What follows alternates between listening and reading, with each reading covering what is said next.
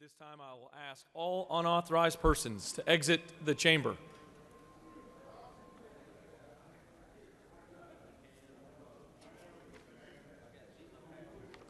I'd like to have your attention for a moment for a scheduling announcement about today's schedule.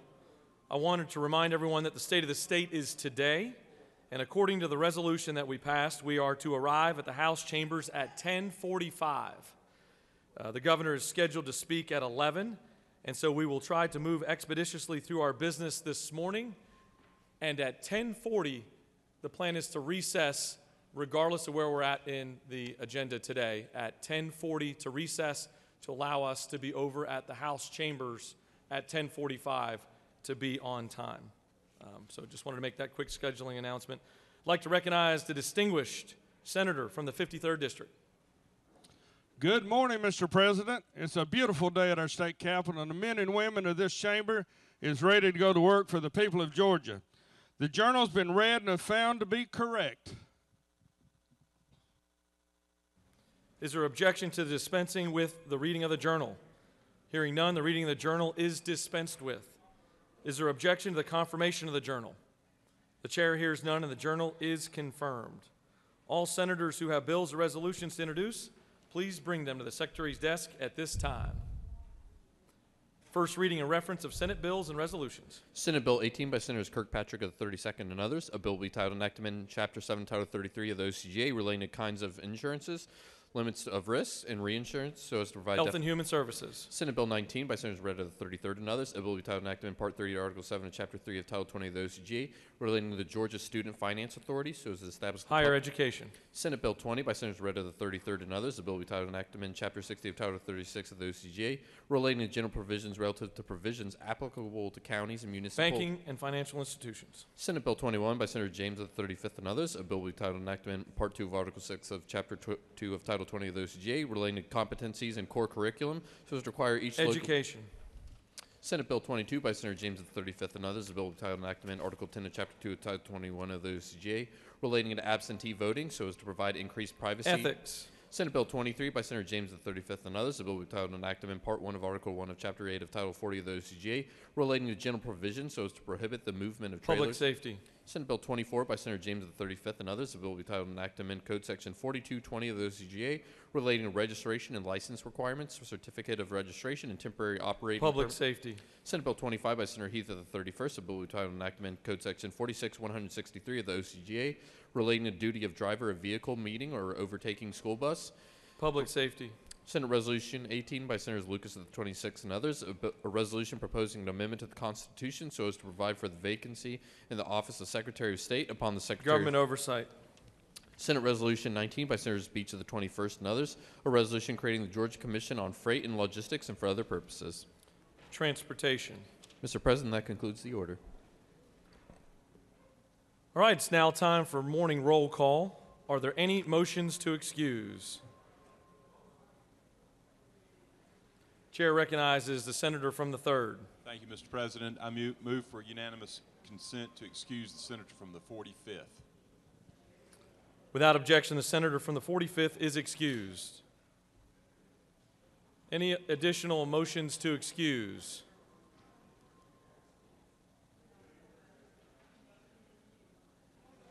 Chair recognizes the senator from the 36th. You wave. Chair recognizes the senator from the 28th. Thank you, Mr. President. I ask for unanimous consent to excuse. Never mind, they just walked in. I wave. Any additional motions to excuse? Chair recognizes the senator from the 27th.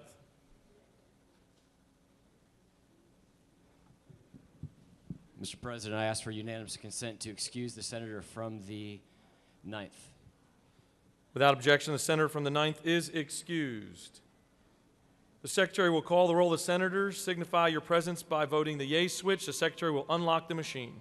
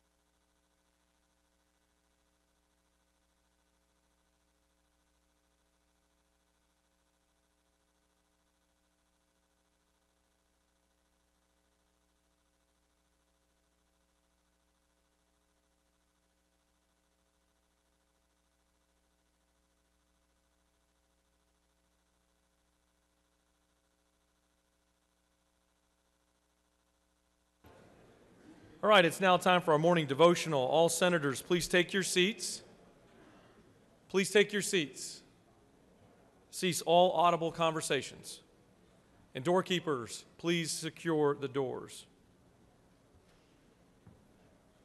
This time I'd like to recognize a senator from the 28th District to lead us in the Pledge of Allegiance and to introduce our chaplain of the day. Thank you, Mr. President. If you'll please rise for the pledge. I pledge allegiance to the flag of the United States of America and to the republic for which stands one nation, under God, indivisible, with liberty and justice for all. Now the Georgia flag. I pledge allegiance to the Georgia flag and to the principles for which it stands, freedom, justice, and moderation.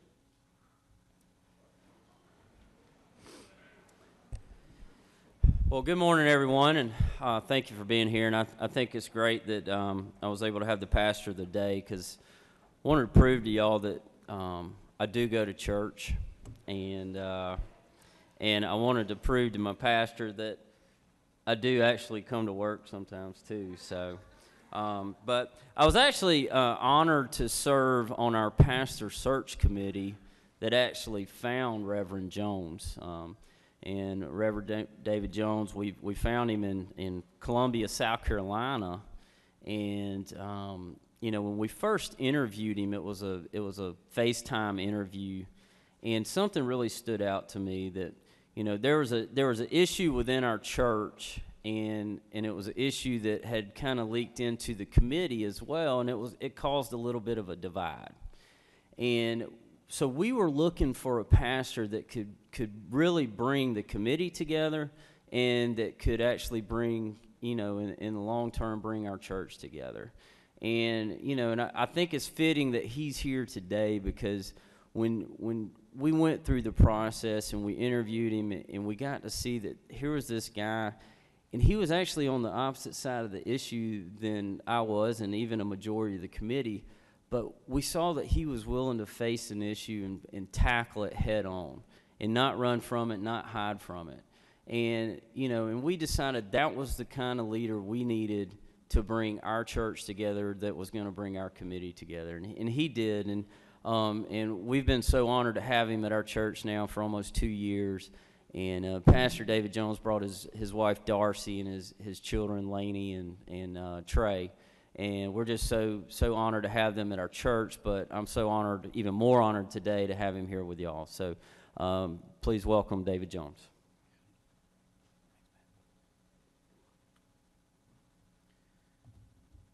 Thank you to Lieutenant Governor, and thank you to the Honorable Senator Matt Brass for inviting me. It is an honor and a pleasure to be here with you this morning. I was born in Washington, D.C., to an Army Ranger from Fitzgerald, Georgia. I spent every childhood summer, at my grandparents' house on 310 North Gordon Street, avoiding fire ant beds and counting the hours until the Braves came on TBS.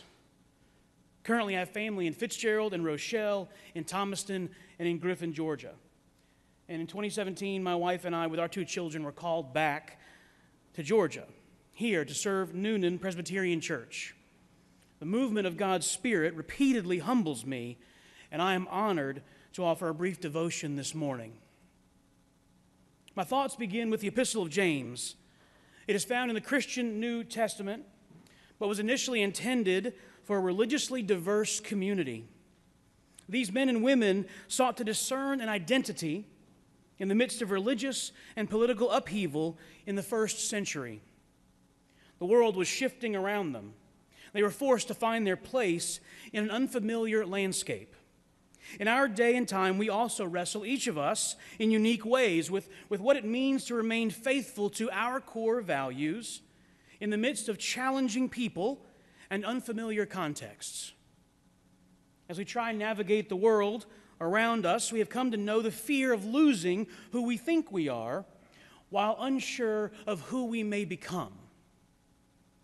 The letter of James, while being a work of Christian wisdom, may have something to offer a group as diverse as this honorable body. In the first chapter, the author admonishes his readers to be doers of the word, not just hearers who deceive themselves.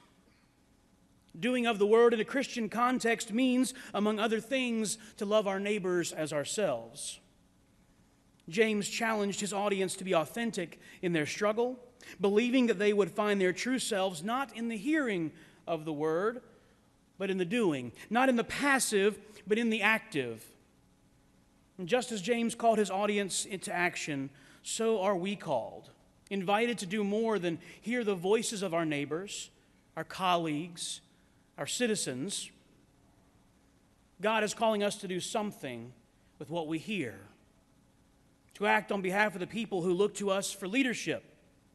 As public servants of any religion, you are here to advocate on behalf of your constituents through your actions, your votes, your words, and to be doers, not just hearers. And so let us not be self-deceptive, hearing only, while remaining idle in the face of the problems of our day. Let us all be doers, trusting that in the end, our actions do indeed speak louder than our words. I'd like to close with a prayer now, if you all will please stand and join me. My prayer is inspired by the Putnam County native and Pulitzer Prize-winning author Alice Walker, who said, "Thank you is the best prayer that anyone could say. Thank you expresses extreme gratitude, humility, and understanding." And so will you pray with me? We breathe in God's mercy, and we breathe out God's mercy to others. We breathe in God's mercy, and we breathe out God's mercy to others. Gracious and loving God, we thank you for the opportunity to serve the people of this state. And we ask that in ways appropriate to each of us, you continue to encourage us daily. We thank you for the gift of our lives and our relative health. We thank you for the calling you give to each of us to serve rather than be served. And we thank you for the many blessings that are yet hidden from us, to be revealed only in your good time. Amen.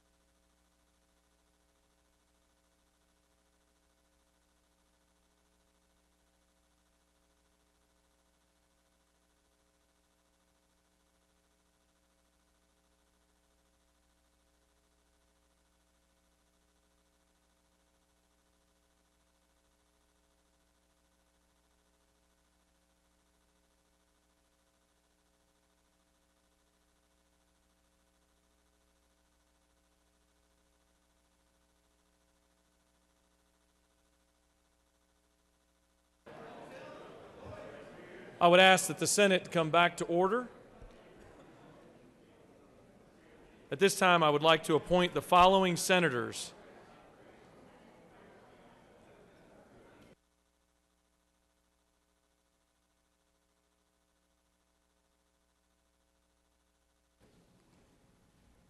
At this time, I would like to appoint the following senators to escort the governor to the State of the State address today.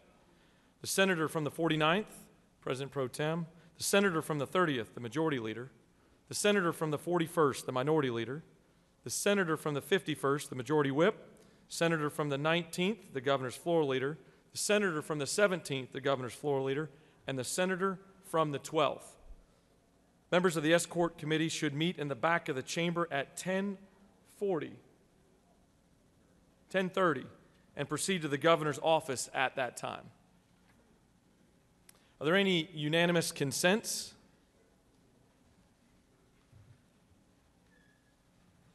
As a reminder, before we move on to points of personal privilege, as previously mentioned, we are going to have to take a recess at 10:40 sharp to then make our way over to the House chambers to meet the resolution requirements of 10:45.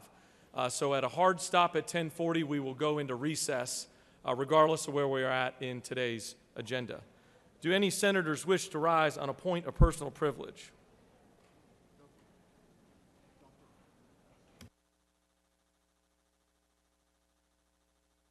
Actually, let's take a moment and recognize the Doctor of the Day. I'd like to recognize the senator from the 2nd to introduce our Doctor of the Day. Thank you. I'm sorry. Yeah, no, great job.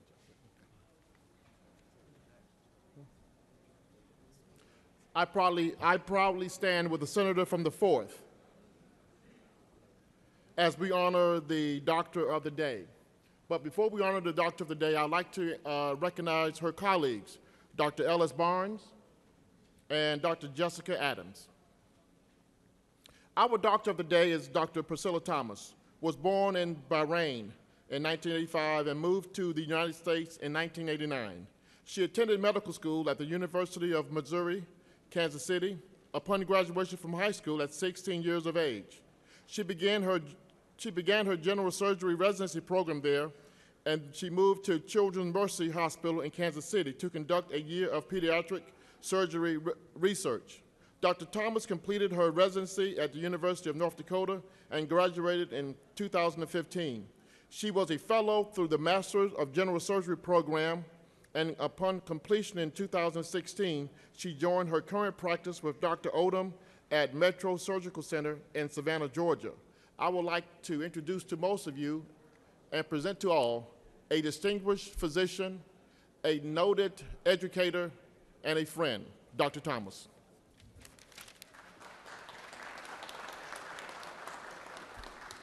Thank you very much.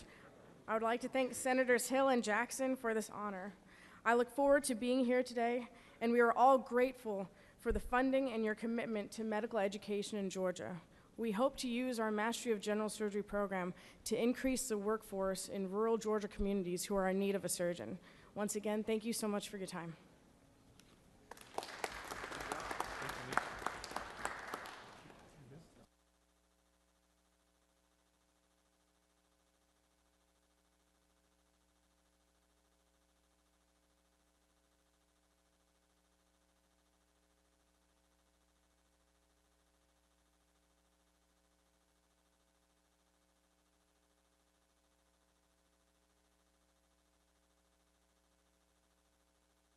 I'd like to recognize the senator from the 36th.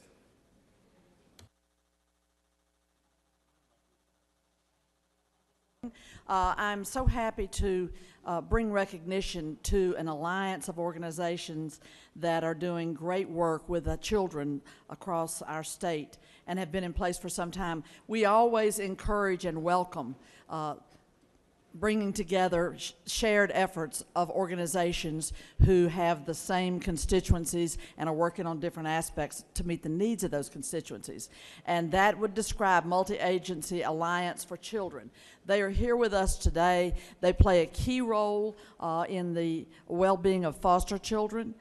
They play a key role across the entire state, and we want to salute those organizations that have come together in this alliance and welcome you today as we proclaim this Multi-Agency Alliance for Children Day at the state capitol. Would you all join me in recognizing the folks that are here from those agencies? Thank you very much.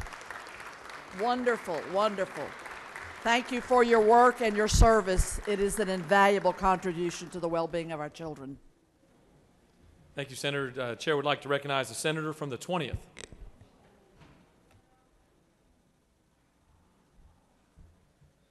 Thank you, Mr. President. I've dropped a resolution, SR 20, to honor the Service Providers Association of Developmentally Disabled, but I want to recognize we have some representatives of that organization with us here today in the gallery, and I would like to recognize them now. Thank you all for being here. Please stand.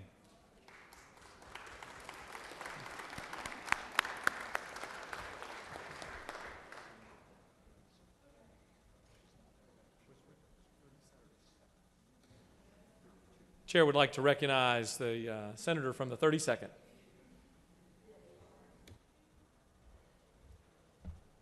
Thank you, Mr. President.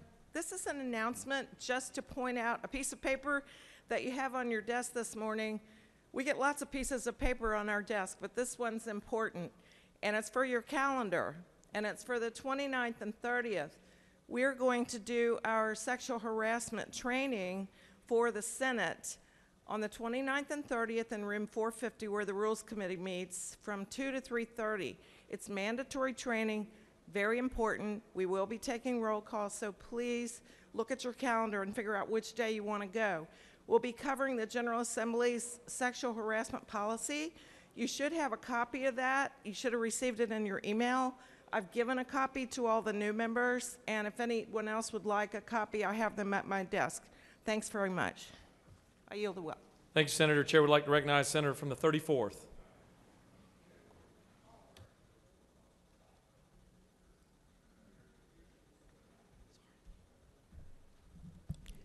Thank you, Mr. President, members of the Senate. Antioch Baptist Church is my home church all my born days. I joined in 1959 at the age of 6. Our pastor went to heaven on December 30th, 2018. He was funeralized on January the 7th, a true leader and a man of God, where he exemplified love in everything he did for mankind, doing what thus says the Lord. Antioch Baptist Church has been a beacon of hope in the Fifth Ward community for over 100 years, and pastor has taught the flock for nearly 50 years. On Wednesday, January 9th, our First Lady went to join her husband of 64 years. Mrs. Barbara J. Alexander will be funeralized this Saturday at 11 a.m., January 19th, at Antioch Baptist Church North, located on the corner of Northside Drive and Cameron Madison Alexander Boulevard. Mr. President, I'd like to ask for a moment of silence, please.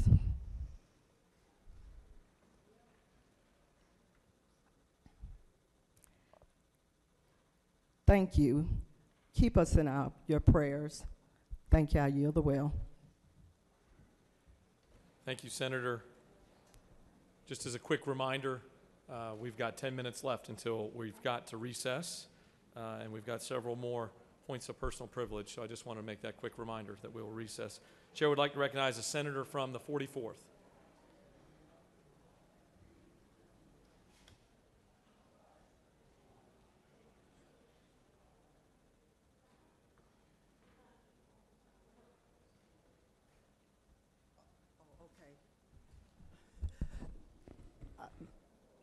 Thank you very much, Mr. President. The senator from the 10th just reminded me, make sure you come to the M.L. King celebration on tomorrow at 12 o'clock in the rotunda. Thank you so much.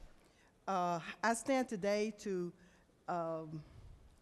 just acknowledge two persons that I know. One, Mr. Edward Clemens, passed away 2 days ago. He, I think, was the first black to enter and to graduate from Georgia State University, had a distinguished career with North Carolina Mutual Insurance Company. He was married to Ms. Eloise Clemens for over 60 years and a member of Andrews Chapel United Methodist Church in Jonesboro, one of my church members. Also, Mrs. Pearline Addison Davis, my Spelman sister, passed away, and she was a member of Cascade United Methodist Church. Her funeral is today at 11 o'clock. She was the director of alumni affairs there, a graduate of Spelman College. She was a AKA member of the Alpha Kappa Alpha sorority, and also a member of the Roof chapter of the Eastern Stars and the Atlanta International Council. Mr. President, she was married for over 60 years. Mr. President, I ask for just a moment of silence prayer for Mr. Edward Clemens and Mrs. Pearline Addison Davis.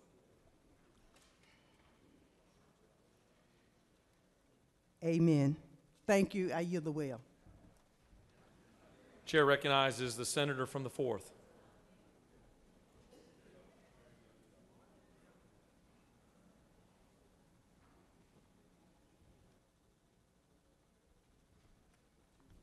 Ladies and gentlemen of the Senate, I've got a couple of announcements to make pertaining to the budget.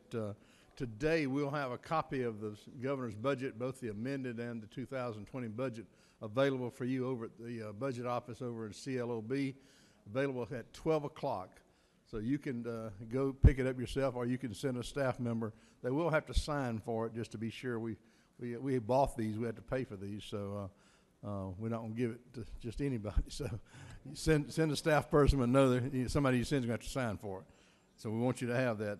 Secondly, on your desk yesterday was a list of the committee hearings starting next Tuesday morning at 10 o'clock.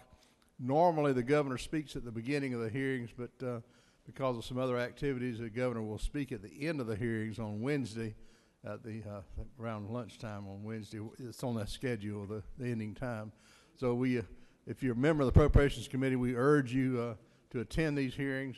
If you're not a member, we'd love to have you come and participate, and at least from the extent of observing the hearings, you're welcome to come. It gets pretty crowded in that hearing room, and it might be better in your office, frankly. But you're certainly welcome to participate from the standpoint of listening to the day and a half of agency heads who come in and talk about the governor's budget and answer questions from legislators. So, Governor, I appreciate this moment to share that with you. 12 o'clock today, pick up your budgets. Thank you. Chair recognizes the senator from the 1st.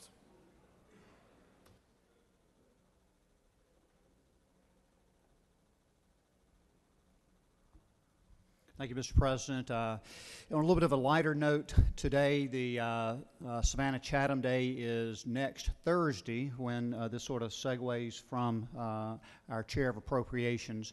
We will be here for block grants, but we will not be in session, so it will still be the same Savannah Chatham Day that we've had in the past, with the steamed oysters from the coast, cooked by somebody from the coast. They're sent here on ice, and they are fabulous. So would welcome everyone here and look forward to seeing you next Thursday. Thank you. Chair recognizes the senator from the 13th.